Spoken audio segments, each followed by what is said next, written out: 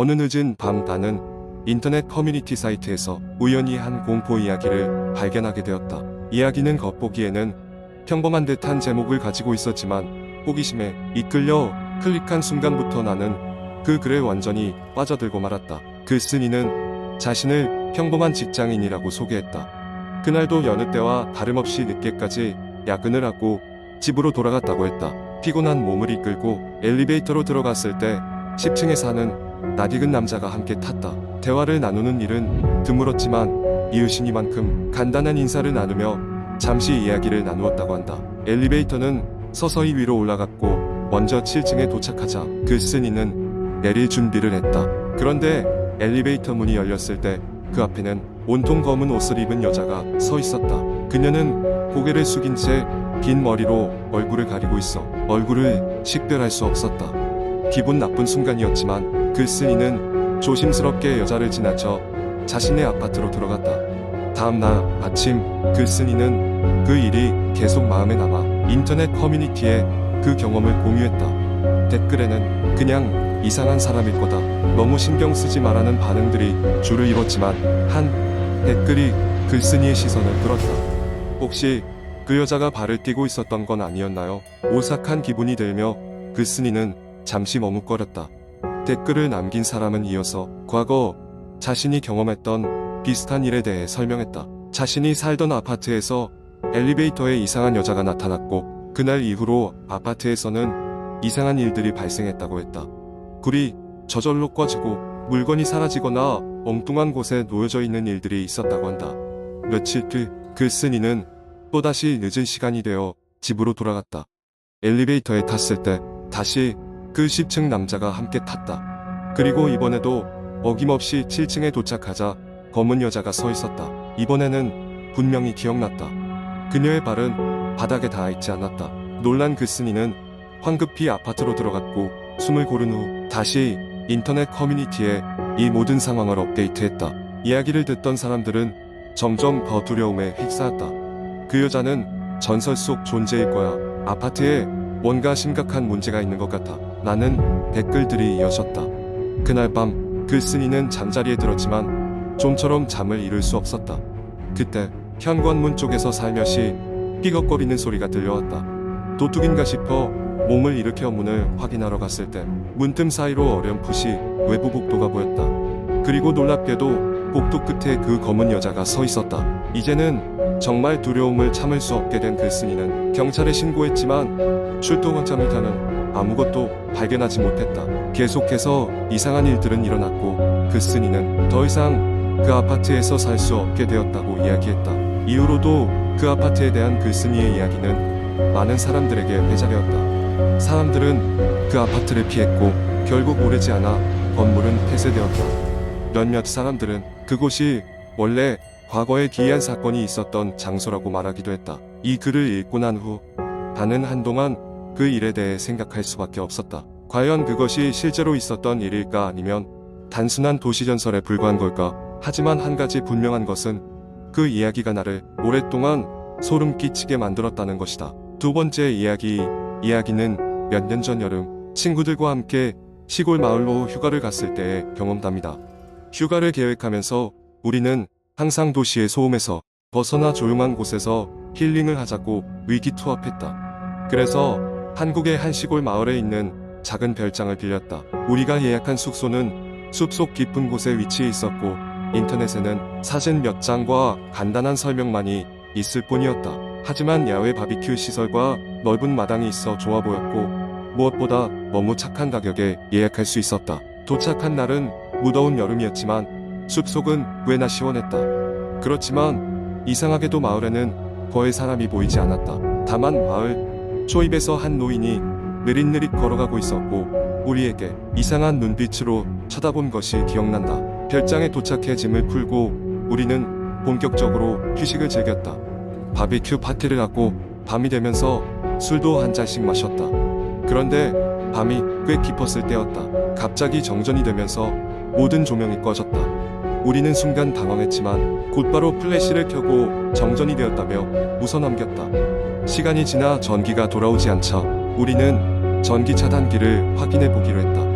별장 밖은 정말 어두웠기에 손전등을 들고 차단기 쪽으로 향했다. 그때 찬바람이 서늘하게 지나갔고 갑자기 싸한 느낌이 들었다. 손전등 빛 아래에서 우리는 차단기 문이 심하게 긁힌 흔적을 발견했다. 마치 누군가 강제로 열려고 한 것처럼 말이다. 친구들은 장난치는 거냐며 서로를 의심했지만 누구도 그런 짓을 하지 않았다고 말했다. 결국 우리는 전기가 나갔을 때 할 수 있는 일이 많지 않다고 생각하고 다시 별장 안으로 들어갔다. 그러나 별장 안으로 들어가려고 할 때 우리 중 한 명이 소름 끼치는 이야기를 꺼냈다. 여론, 여기 뭔가 이상하지 않아? 아까부터 창문 밖에서 누군가 우리를 계속 지켜보고 있는 것 같아. 모두가 초조해하며 창문을 바라보았지만 어두운 숲 밖으로는 아무것도 보이지 않았다. 우리는 겁에 질려 창문을 닫고 커튼을 쳤다. 그리곤 모두가 거실에 모여 대화를 시작했다. 무언가 이상한 일이 있다는 것에는 모두가 동의했지만 뚜렷한 해결책은 없었다. 한참이 지나고 자정이 넘어서야 전기가 다시 들어왔다. 우리는 혹시나 하는 마음에 미리 준비해온 휴대폰 보조 배터리를 활용해 인터넷 검색을 시작했다. 우리가 있는 이 별장과 관련된 정보를 찾기 위해서였다. 조사를 할수록 알게 된 사실은 충격적이었다. 이 별장은 얼마 전까지도 살인 사건의 현장이었다는 것. 이전 주인이 이유를 알 수 없는 사고로 목숨을 잃었고 이후 별장은 저렴하게 팔렸다는 내용이었다. 사건의 진실은 여전히 밝혀지지 않았고 주인의 시신이 발견되었던 거실의 사진 또한 올라와 있었다. 소름 돋게도 그곳은 우리가 지금 머물고 있는 바로 그 거실이었다. 두려움에 질린 우리는 사태의 심각성을 깨닫게 되었고 밤새도록 잠들 수 없었다. 결국 날이 밝자마자 서둘러 짐을 챙기고 마을을 떠났다. 체크아웃을 할 때도 우리는 그 노인과 마주쳤다. 그는 우리에게 조심하라는 말만 남긴 채 또다시 사라졌다.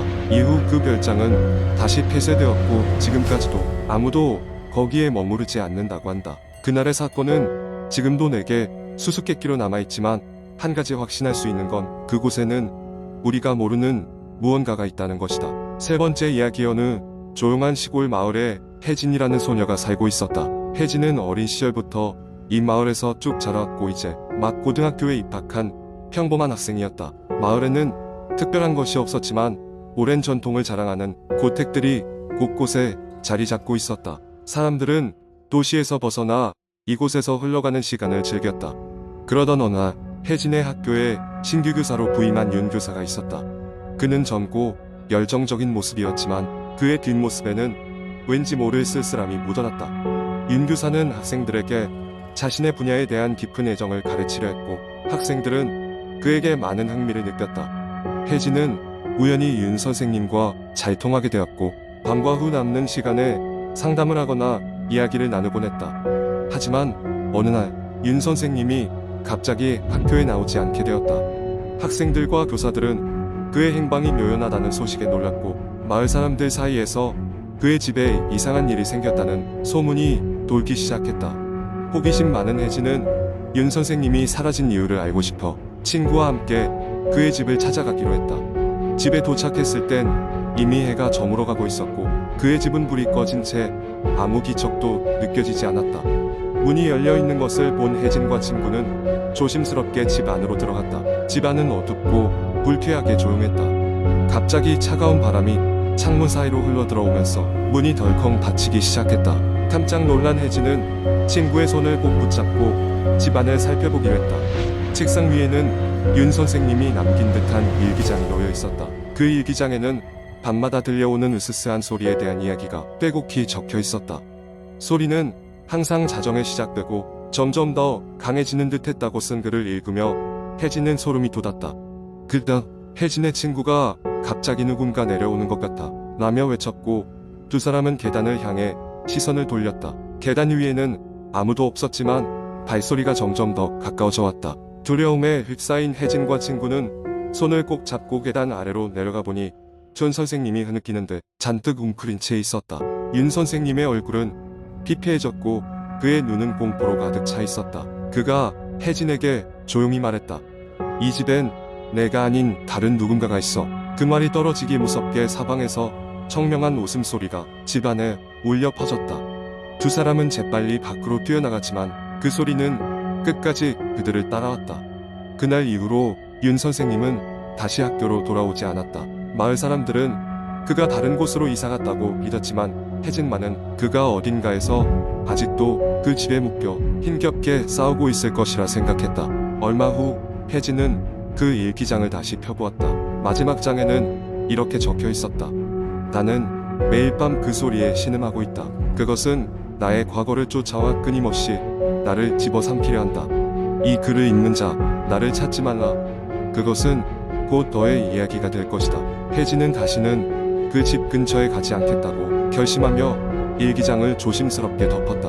하지만 그날 밤 혜진의 방 창문 밖에서 들려오는 작은 웃음소리에 그녀는 곧 그 이야기가 자신에게 찾아올 것을 예감하고 있었다. 네 번째 이야기. 한국 인터넷에서는 다양한 공포 이야기가 전해지고 있습니다. 그 중에서도 가장 유명한 것은 곤지암 정신병원, 경주 모텔, 제주도 하얀 소복의 여인과 같은 장소와 관련된 이야기입니다. 나는 여기서 또 다른 인터넷 공포썰을 상상해 볼게. 어느 날 나는 친구들과 함께 인터넷 서핑을 하다가 한 포럼에서 이상한 게시글을 발견했다. 제목은 절대로 클릭하지 마세요라고 적혀 있었다. 사람들의 경고와 호기심을 자극하는 이 제목 때문에 우리는 자연스럽게 내용을 확인하게 되었다. 게시글에는 한 웹사이트의 URL이 적혀 있었고 그 아래에는 여러 사람들의 댓글이 줄을 잇고 있었다. 진짜 이거 클릭하고 나서 밤에 이상한 소리가 들려요. 부모님한테서 이상한 전화가 와서 무서웠어요. 진짜 아무 일도 없긴 한데 불안한 느낌이 가시질 않네요. 등등 다양한 경험담들이 우리의 호기심을 자극했다. 결국 우리는 그 URL을 클릭하기로 했다. 호기심은 경고보다 강력했다. 페이지를 열자 첫 화면은 아주 평범해 보였다. 검은 배경에 하얀 글씨로 방문을 환영합니다라는 메시지가 뜬 뒤 잠시 후 자동으로 다른 화면으로 전환되었다. 거긴 낡고 버려진 집의 내부 사진들이 가득했다. 사진 자체에는 별다른 이상이 없었지만 한 장씩 넘어갈 때마다 이상한 기분이 들었다. 왠지 모르게 익숙하면서 낯선 기분이 들었고 점점 우리 중 몇몇은 그 페이지를 닫았다. 그러던 중 친구 민수가 갑자기 몸을 부르르 떨며 말했다. 야, 이거 우리 외갓집 같은데. 오래전 민수네 외갓집은 화재로 사라졌다고 했다. 우리는 농담 삼아 그럴 리 없다고 했지만 민수는 계속해서 불안에 떨었다. 사이트를 끄고 나서도 우리 모두 찜찜한 기분이 남았다. 그날 밤 민수는 부모님께 외갓집에 관한 묘사와 사진을 보여주었다. 놀랍게도 그의 부모님 역시 그 사진을 보자 놀란 듯한 반응을 보였다. 그곳은 분명 오래전 사라진 민수의 외갓집이었다. 그 후로 민수는 종종 이상한 꿈을 꿨다고 한다. 낡고 불에 탄 외갓집 내부에서 누군가 자신을 부르는 소리가 들렸다고 했다. 낮에는 평범하게 지냈지만 밤이 되면 잠들기 두려워졌다. 얼마 뒤 민수는 점점 감정적으로 불안해하며 혼자 있는 것을 무서워하게 되었고 우리는 그를 감싸주려고 노력했다. 어느 날 밤 민수의 집에 이상한 전화가 걸려왔다. 발신자는 알 수 없었으나 받자마자 낯익은 목소리가 들렸다. 민수야, 날 찾아와줘. 그것은 민수의 어머니 목소리였다고 했다. 침착하려고 했지만 결국 연이은 전화의 민수는 결국 정신과 치료를 받게 되었다. 그 후로 우리 중 누구도 그 사이트에 다시 들어가려고 하지 않았다. 또한 경고를 무시한 호기심이 얼마나 위험한 결과를 가져올 수 있는지를 모두 깨닫게 되었다. 시간이 지난 지금도 가끔 그 페이지가 어디에 존재하는지 그리고 그 사진들이 진짜 무엇인지 궁금해지긴 하지만 절대 다시 확인하고 싶지는 않다. 그렇게 우리는 인터넷에 떠도는 이야기 속의 경고가 단순한 이야기가 아니라는 것을 다시금 깨달았다.